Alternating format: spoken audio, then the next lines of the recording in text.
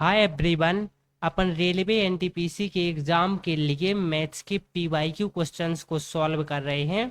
और ये अपनी 20 डे 20 सेट की 10वीं क्लास है। तो इससे पहले अपन 9 पार्ट कंप्लीट कर चुके हैं, जिसमें अपन ने रेलवे एनटीपीसी और रेलवे के एग्ज़ाम में आए हुए मैथ्स के पीवाईक्यू क्वेश्चंस को सॉल्व किया है। और एक इम्पॉर्टेंट चीज़, अभी तक अपन ने जितने भी क्वेश्चंस को सॉल्व किया है प्रैक्टिस सेट के माध्यम से, उन सारे क्वेश्चनों की पीडीएफ विथ आंसर सहित टेलीग्राम चैनल पर मैंने अपलोड कर दी है। तो आप टेलीग्राम चैनल ज्वाइन कर सकते हैं, उसका लिंक वीडियो के डिस्क्रिप्शन में दिया गया है। तो चलिए आज की क्लास को स्टार्ट करते हैं और देखते हैं इस क्वेश्चंस को। देखिए, इस क्वेश्चन में क्या कहा गया है कि ब्याज की गणना वार्षिक चक्रवृद्धि आधार पर करते हुए 10% वार्षिक दर से 1/2/5 वर्षों के लिए निवेशित रुपये 19,500 की धनराशि पर प्राप्त चक्रवृद्धि ब्याज कितना होगा। तो मैं पहले तो आपको बता दूं कि इस क्वेश्चन को कराने का जो मैं तरीका यहाँ पर बता रहा हूँ, आप पूरा यूट्यूब देख लेना, कुछ भी देख लेना। चक्रवृद्धि ब्याज पर जो मेरी पकड़ है वो मैंने देख लिया, पूरी यूट्यूब पर किसी की नहीं है। तो मैं इस क्वेश्चन को मात्र 10 सेकंड में करा सकता हूँ आपके लिए। तो देखिए, इस क्वेश्चन को अपन को कैसे करना है। जैसे इसमें कहा गया है कि 19,500। अब आप ध्यान से देखना इस 19,500 को। 19,500 को अगर आप देखोगे तो ये 3 से डिवाइजेबल है। तो जो अपना आंसर होगा ना, जो चक्रवृद्धि ब्याज होगा, वो 3 से डिवाइजेबल होगा। अब देखो, 3 से डिवाइजेबल संख्या कौन है। ये संख्या 3 से डिवाइजेबल है। 8 और 6 14 और 2 16, ये 3 से डिवाइजेबल नहीं है, आंसर नहीं है। ये 8 4 12 और 2 14, ये 3 से डिवाइजेबल नहीं है, ये आंसर नहीं है। अब इसमें देखो, ये संख्या 3 से डिवाइजेबल है। आप कहोगे 8 और 8 16 और 2 18, यस, ये अपना आंसर हो सकता है। इसमें देखिए 8 और 8 16 और 2 18, ये भी 3 से डिवाइजेबल है। तो अब सिर्फ ये दोनों आंसर हैं। अब 195 को अपन 3 के अलावा कोई संख्या से डिवाइजेबल है, तो मैं कहूँगा यस, 195 और जो 00 है ये 13 से डिवाइजेबल है। तो मैं कहूँगा जो भी आंसर होगा वो 13 से भी डिवाइजेबल होगा। अब इसको चेक करो, ये 13 से डिवाइजेबल है। 13 दूनी 26 बचेगा 2, 13 दूनी 26 बचेगा 2, 20 में 13 का भाग नहीं जाता। ये आंसर जो दिया गया है सी 3 से डिवाइजेबल नहीं है, ये अपना आंसर नहीं है। ये देखना, ये 13 से डिवाइजेबल होगा। 13 दूनी 26, 2 बचेगा, 13 एकम 13, 7 बचेगा, 23 छंग 78, 13 से डिवाइजेबल है, ये अपना आंसर है। तो इस प्रकार इस क्वेश्चन को सॉल्व करना था, कोई कैलकुलेशन नहीं करनी थी अपन को। तो इस प्रकार आप देख लेना, यूट्यूब पर किसी ने कराया हो। तो इसके पीछे लॉजिक क्या है वो भी मैं आपको बता रहा हूँ, वो भी अब मैं आपको बताऊंगा अभी। लेकिन यार, मैं इस तरीके के आपको तरीके, एक से एक तरीके चक्रवृद्धि ब्याज के क्वेश्चंस को सॉल्व करने की बताता हूँ। लेकिन यार, आप वीडियो को लाइक नहीं करते यार। मैंने देखा कि आप चैनल को सब्सक्राइब कर लेते हो लेकिन लाइक नहीं करते यार। ये क्या तरीका है यार, ये तरीका बहुत गलत है। अब देखो मैंने इसको कैसे किया। तो मैंने आपको पिछले पार्ट में भी बताया था। इसमें सिर्फ याद रखने वाली चीज ये है कि अपन 2 और 5 से चेक नहीं करेंगे। कैसे कि 19,500 2 से डिवाइजेबल है और 5 से डिवाइजेबल है, तो अपन ये रूल 5 पे अप्लाई नहीं करेंगे। 2 और 5 पर रूल अप्लाई नहीं करेंगे, रूल अप्लाई नहीं करेंगे। कैसे कि जैसे मैं कहूँगा 19,500 2 से डिवाइजेबल है, तो जो आंसर होगा वो 2 से डिवाइजेबल होगा, नहीं, इसको अप्लाई नहीं करेंगे ना, अपन 5 से चेक करेंगे। और दूसरी बात कि अगर रेट में बटा है, जैसे रेट में दिखाई दिया है, जैसे रेट में अगर 1/3 है, तो फिर अपन इस 3 से भी चेक नहीं करेंगे। और एक चीज कि जो समय है, अगर समय के बटा में अगर 3 है, जैसे इसमें लिखा है 5 एकम 5 और 5 2 7, 7/5, तो जैसे अगर यहाँ पर 7/5 है तो अब तो ठीक है। अगर यहाँ पर 7/3 होता ना, तो अपन ये रूल 3 पर भी अप्लाई नहीं करते। तो सिर्फ ये 3 चीजें पॉइंट कर लो, रूल को 2 5 पर तो अप्लाई करना ही नहीं है। कि 19,500 अर्थात जो प्रिंसिपल है वो अगर 2 और 5 से डिवाइजेबल है, तो जो ब्याज होगा वो 2 और 5 से डिवाइजेबल होगा, नहीं होगा। दूसरी चीज कि रेट के बटा में जो भी संख्या हो, उससे अपन को चेक नहीं करना है कि इससे डिवाइजेबल है कि नहीं। और अगर समय के बटा में कोई ऐसी संख्या है, जैसे 3 है, अगर इसके समय के बटा में, तो अपन को इस 3 से भी चेक नहीं करना है और इसको, इस रूल को अपन को अप्लाई कर देना है। सारे क्वेश्चंस का आंसर आएगा, बशर्ते अगर आंसर निकटतम में दिया हो। कि निकटतम क्या है, एग्जैक्ट आंसर ना दिया हो, तब के लिए ये कंडीशन अप्लाई नहीं होगा। और अगर एग्जैक्ट आंसर दिया जाएगा तो ये कंडीशन हर एक जगह फॉलो होगी। चलिए अगला क्वेश्चन देखते हैं। अगला क्वेश्चन ए है। अब इस क्वेश्चन में कहा गया है, क्या कहा गया है कि एक बस और एक कार की चालों का अनुपात 7:11 है। यदि कार 396 किलोमीटर की दूरी 6 घंटों में तय करती है तो बस की चाल किलोमीटर प्रति घंटा में ज्ञात कीजिए। अब देखिए, बस और कार की जो स्पीड का रेशियो दिया गया है वो क्या दिया गया है, 7:11। लेकिन जो कार है ना वो 396 किलोमीटर दूरी तय करती है 6 घंटे में। तो चाल का फॉर्मूला क्या होता है, आप कहोगे चाल का फॉर्मूला होता है दूरी बटे समय। तो कार की चाल अपन निकालेंगे, कार 396 किलोमीटर दूर चलती है 6 घंटे में, तो यहाँ से इसका जो चाल निकल के आएगी 6 छंग 36, बचेगा 3, 6 छंग 36, 66 किलोमीटर पर आवर। तो 66 किलोमीटर पर आवर। तो अगर 11 की वैल्यू कार की चाल की, अर्थात 11 की वैल्यू 66 है, अर्थात 11 का 6 गुनी है, तो बस की स्पीड भी 7 का 6 गुनी अर्थात 7 छंग 42 होगी। 42 ऑप्शन नंबर ए में है, यही इस क्वेश्चन का राइट आंसर हो जाएगा। चलिए अगला क्वेश्चन देखिए, ये क्वेश्चन। अब इस क्वेश्चन में क्या कहा गया है कि एक दुकानदार ने नई वस्तु की कीमत 1280 रुपए अंकित की। यदि 10% की छूट देने के बाद भी उसे क्रय मूल्य पर 20% का लाभ होता है तो वस्तु का क्रय मूल्य ज्ञात कीजिए। तो देखिए, इस प्रकार के क्वेश्चन के लिए डायरेक्ट फॉर्मूला होता है। तो मैं लिखूंगा क्या क्या फॉर्मूला होता है कि मार्क प्राइस अर्थात अंकित मूल्य बटे कॉस्ट प्राइस बराबर 100 प्लस प्रॉफिट, जितना उसे profit percentage, upon 100 minus discount percentage, जितना अपन को दिया है। ये फॉर्मूला लगा दो, इस क्वेश्चन का अपन के पास आंसर आ जाएगा। देखिए, मार्क प्राइस कितना दिया है, तो आप कहोगे अंकित मूल्य जो दिया गया है 1280 दिया गया है। मैं कहूंगा कॉस्ट प्राइस, तो आप कहोगे कॉस्ट प्राइस तो अपन को ज्ञात करना है, तो इसके बटे में अपन एक्स लिखेंगे, बराबर 100 प्लस, अब इस परसेंटेज का मतलब ये है कि परसेंटेज में वैल्यू कितनी दी गई, तो आप कहोगे प्रॉफिट परसेंट 20% है, तो सिर्फ 20 को लिखना है, परसेंटेज को नहीं। अपॉन छूट कितनी है, तो आप कहोगे 10%, तो 100 माइनस 10, सॉल्व करो, 100 माइनस 10 ये 90 होगा। तो 1280 में गुणा होगा कितने का, 90 का, बराबर 100 प्लस 20 120, 120 में गुणा होगा x का।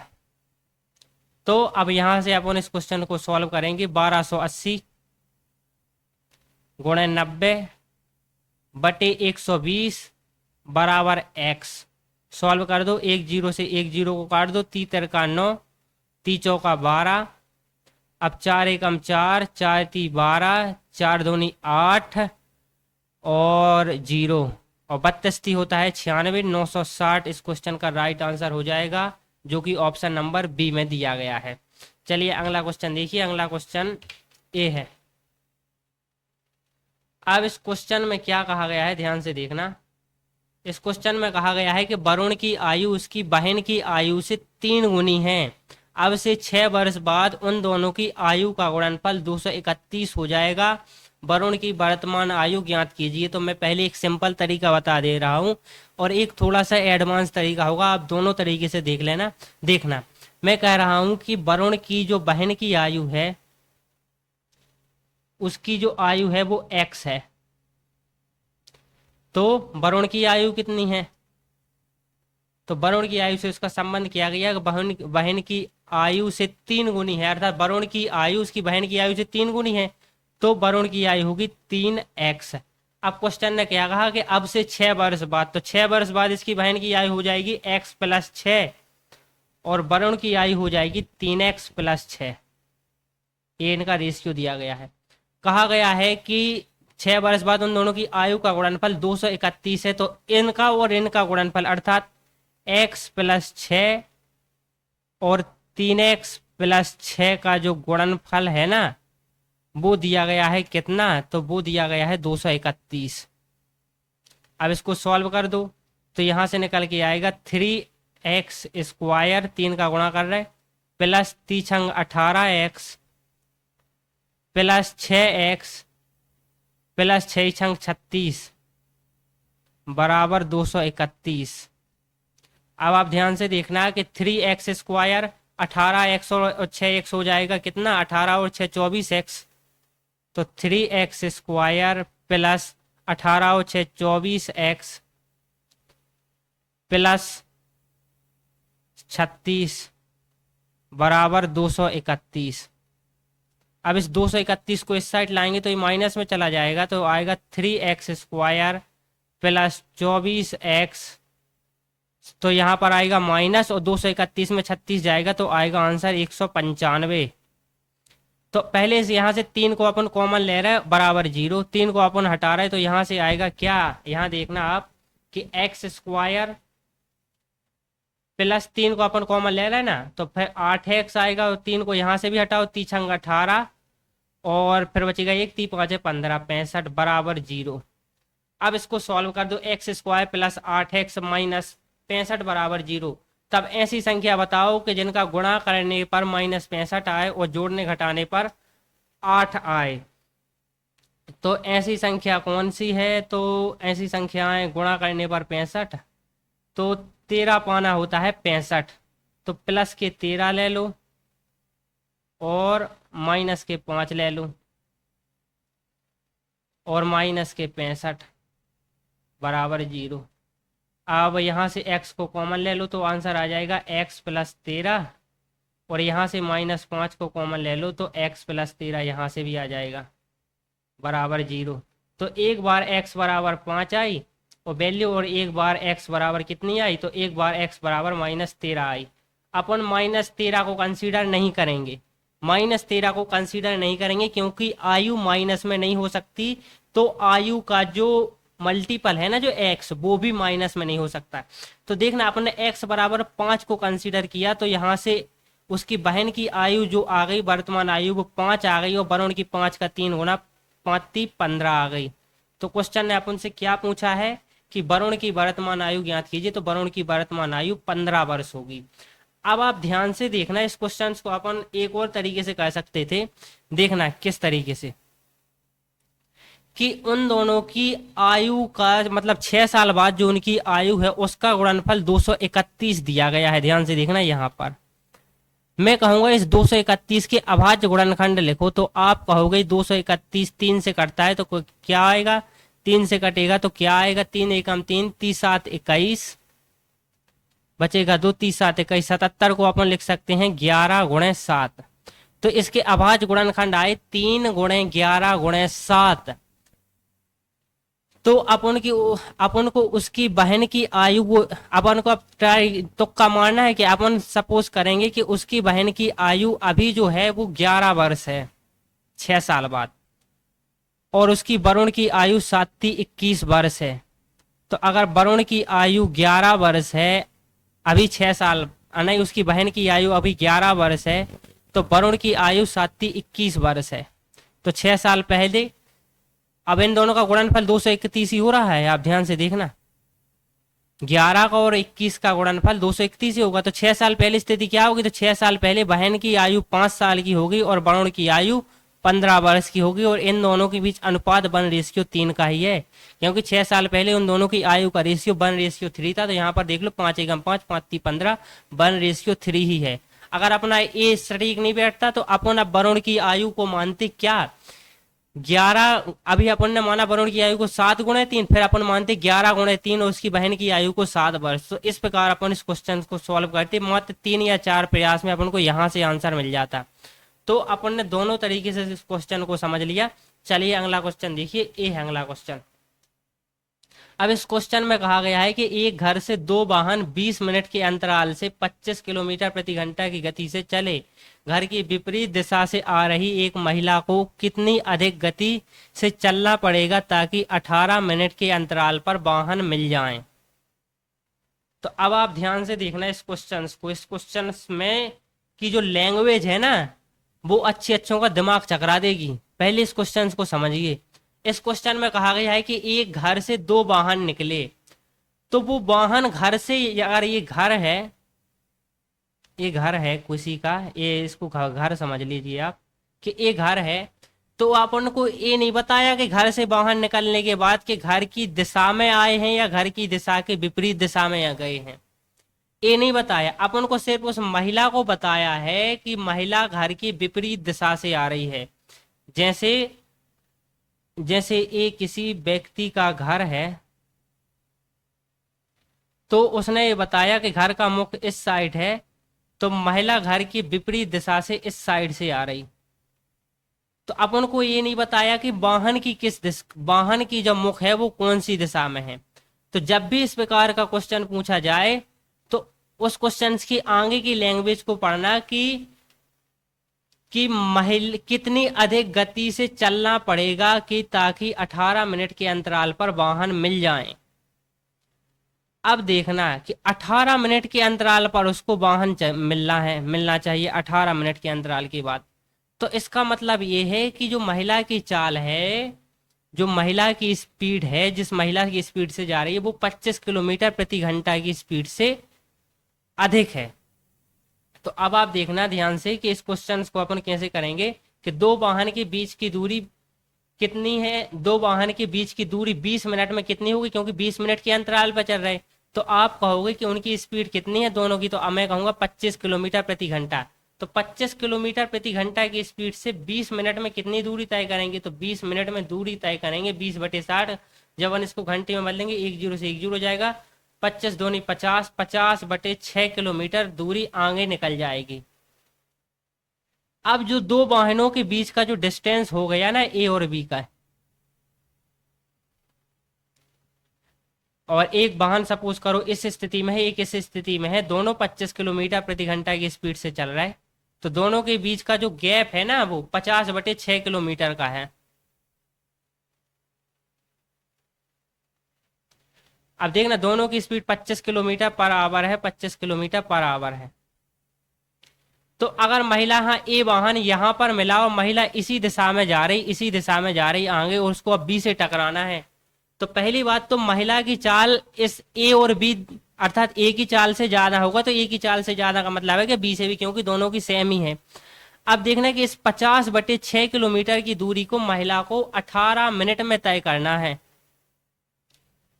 तो समय का फॉर्मूला लगेगा यहां पर, समय बराबर क्या होता है, तो समय बराबर होता है दूरी बटे चाल। दूरी कितनी है, तो आप कहोगे 50/6 की। समय कितना है, तो आप कहोगे 18 मिनट, और मिनट को जब घंटे में बदलेंगे तो 60 से यहाँ पर गुणा होगा। तो अब आप देखना इससे काट दो, 6 कम 6, 6 इधम 60। आप और भी काट सकते हैं, इसको काट सकते हैं 9, और इसको काट सकते हैं 25, तो 250/9।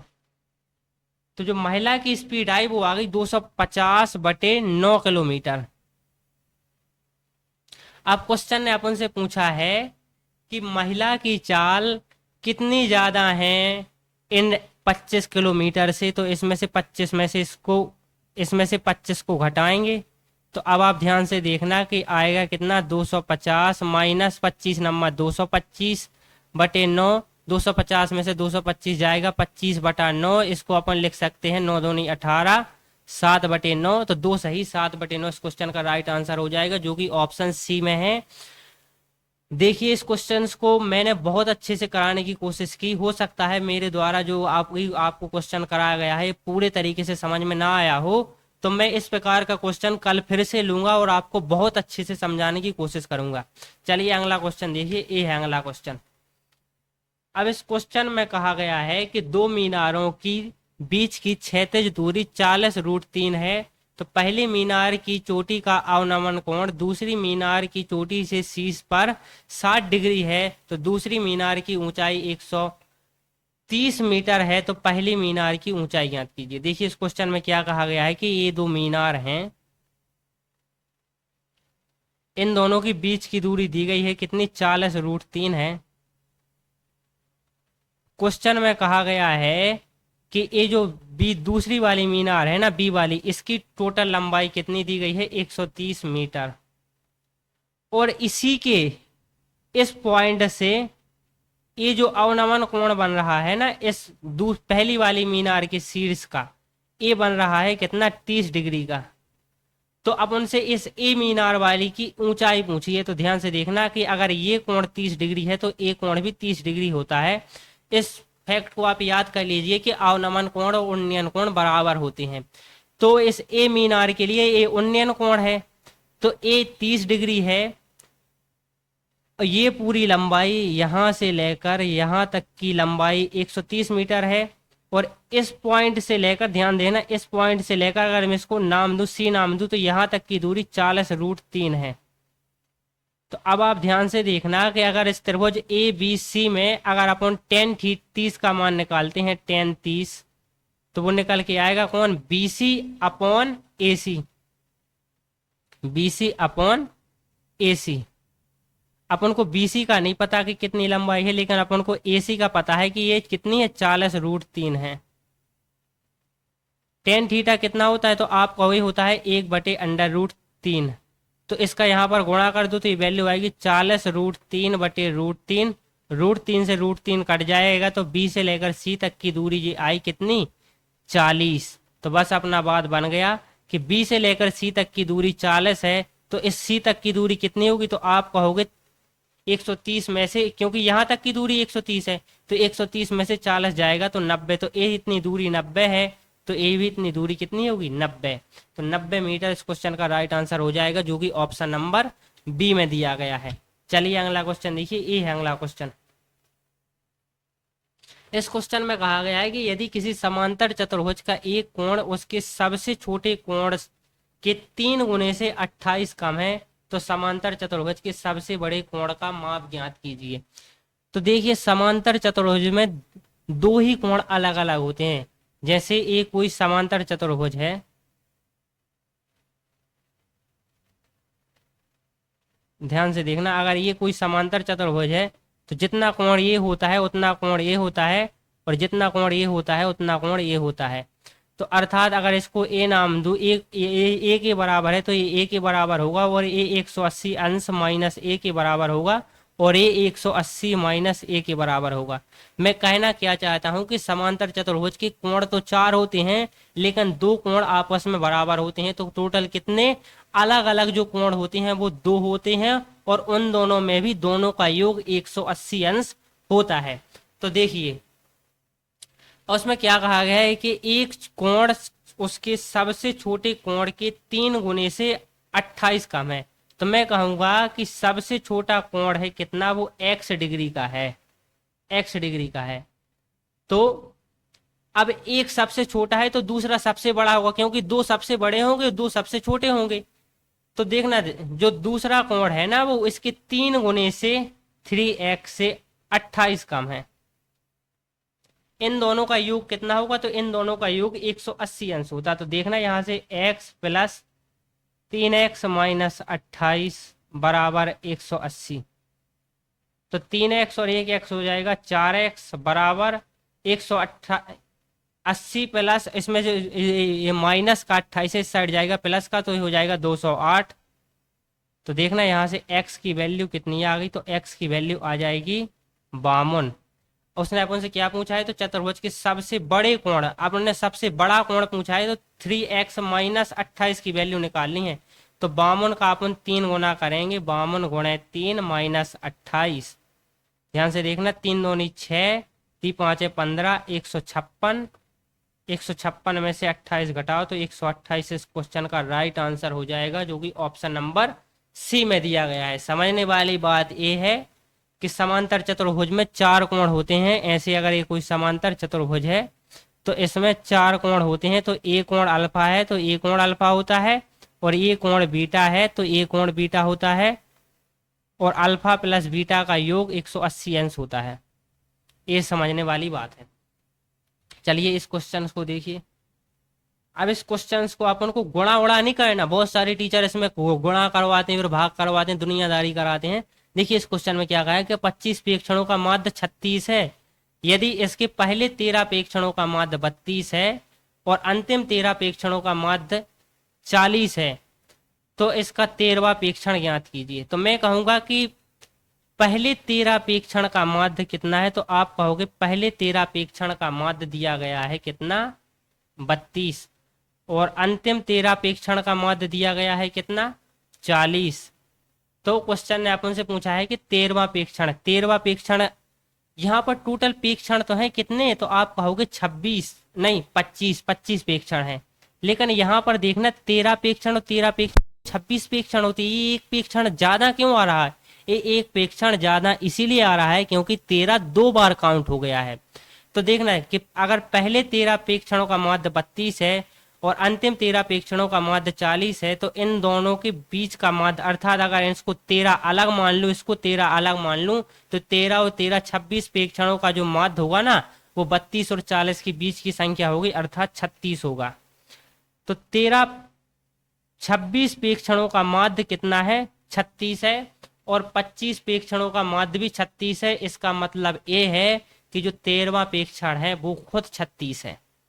तो 36 इस क्वेश्चन का राइट आंसर हो जाएगा। इस क्वेश्चन को करने की सबसे बेहतर अप्रोच है, वरना एक अप्रोच ये भी होती है कि 25 में 36 का गुणा करो ऐसे, फिर क्या करना है, फिर इस 13 में 32 का गुणा करो और फिर इस 13 में 40 का गुणा करो, इन दोनों को ऐड करो, फिर इन दोनों में से इसको घटाओ, जितना आंसर आ जाएगा वो अपना आंसर होगा। तो इतना अगर आपको गुणा करना है तो ये प्रोसेस भी आप कर सकते हैं, आपके लिए खुली है, लेकिन मैंने जो क्वेश्चन को किया वो बहुत जल्दी कर दिया।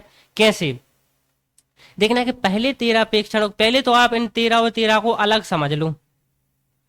तो इन 13 और इन 13 का जो अलग अलग माध्य दिया गया है वो 32 और 40 दिया गया है, तो एक जो माध्य होगा इन 13 और 13 26 पेक्षणों का वो 36 आया, और 25 पेक्षणों का माध्य भी 36 है। तो इसका मतलब ये है कि जो 13वां पेक्षण है वो 36 ही है। जैसे मैं आपको समझाता हूं कि 5 व्यक्ति हते थे, उनकी औसत आयु 10 वर्ष है, 10 वर्ष, ध्यान से देखना। अब व्यक्ति 6 हो गए और उनकी औसत आयु भी 10 ही वर्ष है, ध्यान से देखना। तो मैं कहूंगा जो छठवां व्यक्ति आया है ना, इसकी आयु 10 वर्ष है, ध्यान से देखना, क्योंकि यहाँ पर 5 व्यक्तियों की औसत आयु 10 वर्ष है, तो इसका आंसर होगा 50, और 6 व्यक्तियों की औसत आयु 10 वर्ष है, तो इसका आंसर होगा 60। तो 60 में से 50 जाएगा तो आंसर कितना आएगा, 10 वर्ष। तो वही तो हुआ कि इन 13 जो व्यक्तियों 13 व्यक्ति जो अलग अलग दिए गए थे, तो टोटल 26 व्यक्ति हो गए, उनका जो औसत है वो 36 है।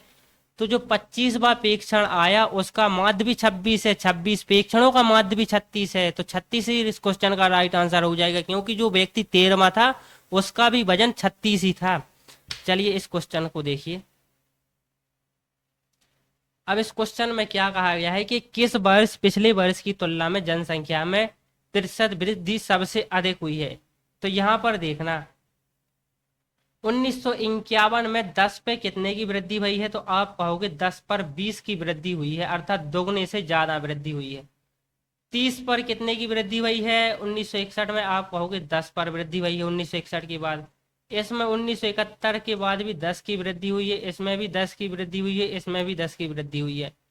तो सब में 10 की वृद्धि हुई है, इसमें 20 की वृद्धि हुई, तो इसी में सबसे ज्यादा वृद्धि हुई होगी ना। तो क्वेश्चन में क्या है, किस वर्ष पिछले वर्ष की तुलना में जनसंख्या में प्रतिशत वृद्धि सबसे अधिक है। तो पिछले वर्ष की तुलना में सबसे अधिक वृद्धि 1961 में भाई, 1961 इस क्वेश्चन का राइट आंसर हो जाएगा, जो कि ऑप्शन नंबर डी में है। पिछले वर्ष से तुलना अर्थात 1951 से देखेंगे कि 1951 में जनसंख्या 10 थी और अभी जनसंख्या 30 हो गई, तो 20 की वृद्धि हुई। सेम इसी प्रकार 1971 के लिए ये देखेंगे कि 1971 में 40 है, तो 1960 में 30 थी, 10 की वृद्धि हुई। तो इस क्वेश्चन का राइट आंसर डी हो जाएगा। चलिए ये है अगला क्वेश्चन। अभी है ऐसा क्वेश्चन मैंने आपके पहले भी कराया था, अभी मैं फिर से करा देता हूँ। इस प्रकार के क्वेश्चंस के लिए डायरेक्ट फॉर्मूला होता है 1 अपॉन कॉमन डिफरेंस बटे 1 माइनस, या फिर लिख लो first part of first term minus last part of last term.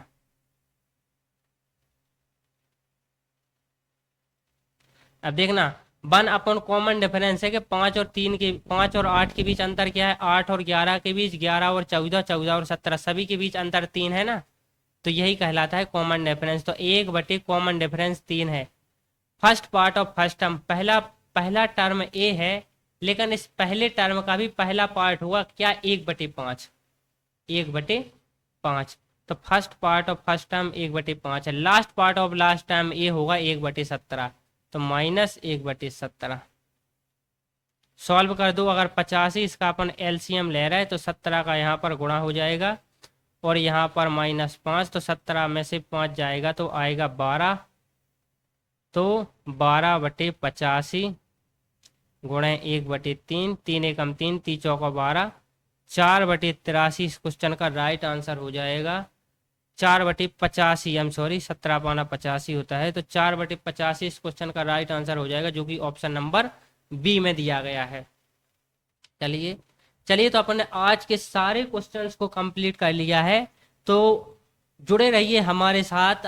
Upon railway NTPC की एग्जाम की तैयारी लोगों से अलग तरीके से करवाते हैं, तो अपना जो दिमाग है ना वो उसका स्तर थोड़ा सा बढ़ाइए, क्योंकि मैं क्वेश्चंस को बहुत जल्दी क्वेश्चंस को सॉल्व करना चाहता हूँ।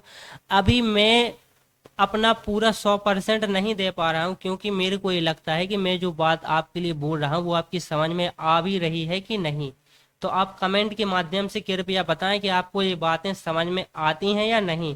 एक और चीज़ कि मैं जितने भी क्वेश्चंस को सॉल्व कराता हूँ तो आप उससे पहले इन क्वेश्चंस को सॉल्व किया करो और अपना स्कोर बताया करो कि 10 में से अपन ने कितने सॉल्व किए, तो मैं समझूं कि किस प्रकार की तैयारी आपकी चल रही है।